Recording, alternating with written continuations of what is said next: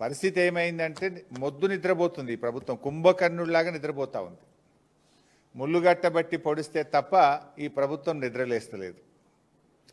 అది గోదావరి బనకచెర్ల ప్రాజెక్ట్ అయినా, గోదావరి నల్లమల్ల సాగర్ ప్రాజెక్ట్ అయినా జరిగేది మాత్రం గోదావరి జలాల దోపిడీ, జరిగేది మాత్రం తెలంగాణకు నష్టం.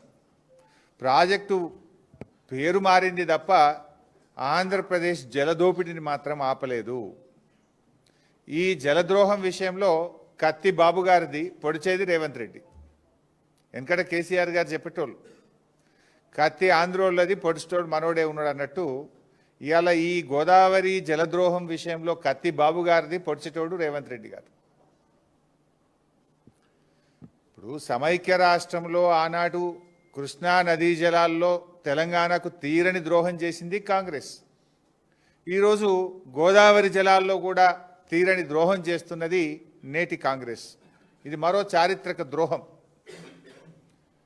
ఈరోజు ఢిల్లీలో జరగబోతున్నటువంటి సమావేశం అది తెలంగాణకు మరణ శాసనం లాంటిది. పోలవరం నల్లమల్ల సాగర్ విషయంలో మొదటి నుంచి కూడా రేవంత్ రెడ్డి గారి ప్రభుత్వం ఒక ప్లాన్డ్గా ఆంధ్రప్రదేశ్ ప్రభుత్వానికి సహకరిస్తూ వస్తుంది.